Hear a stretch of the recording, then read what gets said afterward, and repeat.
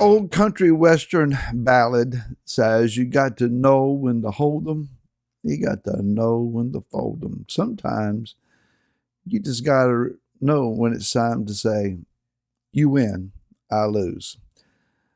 This is Barry Phillips, a 10-minute tour, day number 2 of Bo. As we're looking at it, we're using the idea of come. Let's stay in Exodus or Shemot chapter number 10.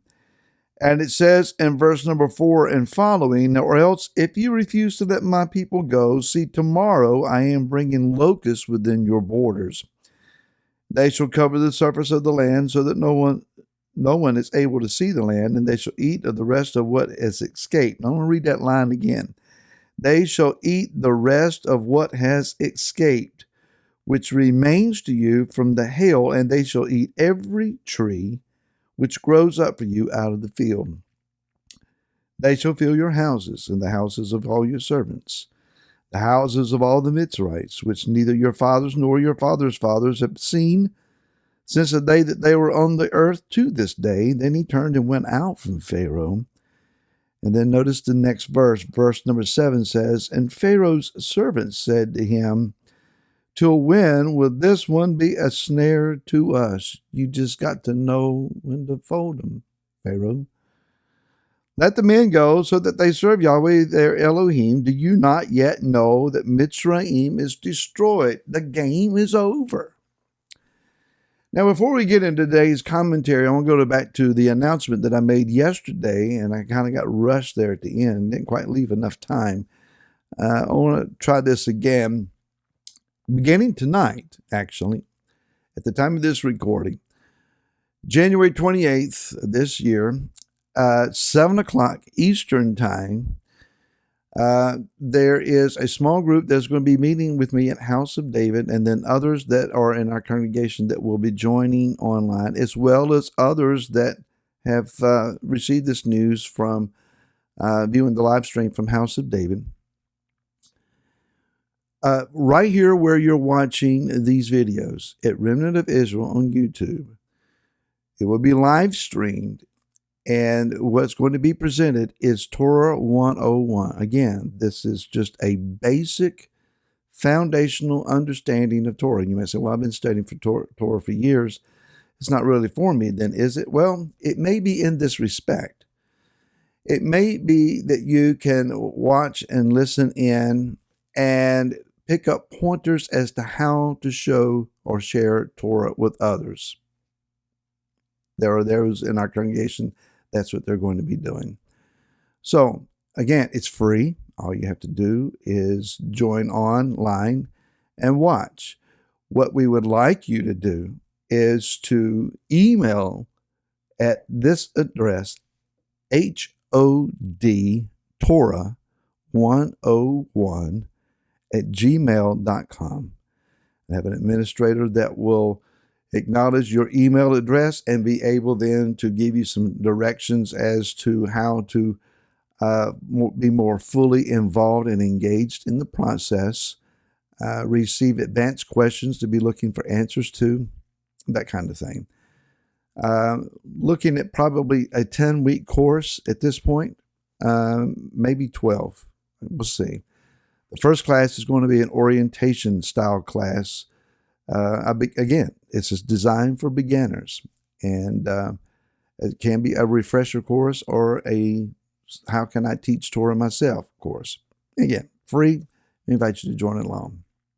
Now, locust. These locusts are going to come in and they are going to consume everything that is left. What is left?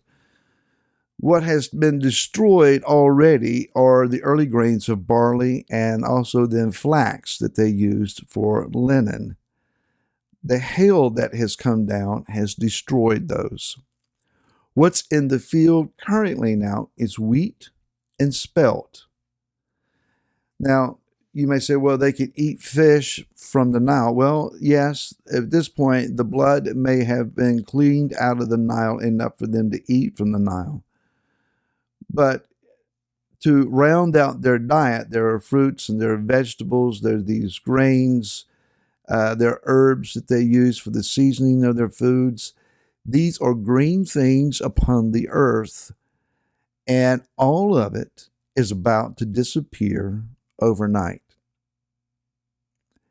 When Moshe and Aaron walk in and say, locusts are coming, they may think, well, we've seen some locusts come in here before. It can't be that bad. The locusts came in to where you couldn't see the ground.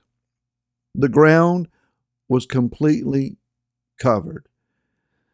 And they had never seen this kind of locust before, nor has it ever been in that land again. This is a single one-time variety of locust that has come in, and when they did so, anything green was consumed. There's no fruit, there are no grains, there are no herbs, there are no leaves on the trees, there is no grass in the field, so there is nothing for the cattle to eat. This is total economic devastation. This is an agricultural nightmare. There's never been anything like this for them before. All because of the stubbornness and the hardness of their political leader, their king's heart, that is pounding his fist. They will not go. They will not go. I will not let them go. To where his servants are saying, sir, we're licked. It's done. Moshe has won, and you need to get a grip and realize that. And Yah said, I'm not finished with them yet. Now here's the interesting thought. Israel came to Mitzrayim generations earlier because of food. A famine is why they were there. Now that they are there, there is no food to be had.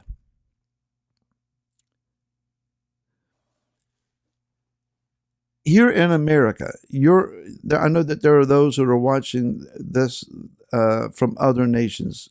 In America,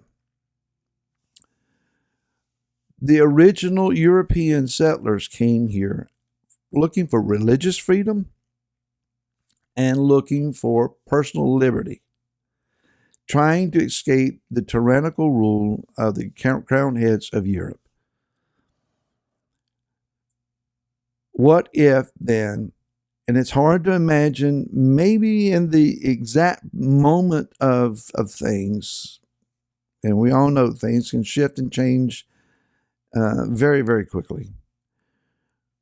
What if our freedom of worship and our personal rights and freedoms were suddenly taken away?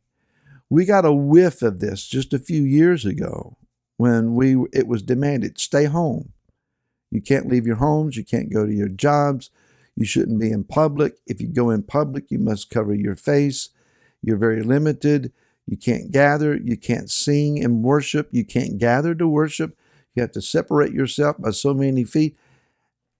And it was like, says who? And when there were those who said, my personal rights trump any of your demands from a governmental office, that didn't fare very well.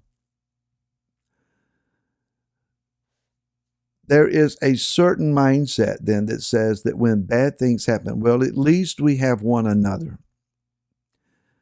Or, well, you have your health. It may be a bad day. Well, you have your health. Maybe it's, I don't know what we're going to live on. Maybe we can just live on love. Love may be exciting, but you can starve to death. What is it that's out there? You think, well, at least I have that. What if that's taken away? Do we trust him? Yah's got a plan, and he is our sufficiency. He is still El Shaddai. And no matter what happens, we have him, and we have the community of the body of Messiah and the promise of his kingdom. Let's hope on those things. I'll see you again tomorrow. Till then, shalom.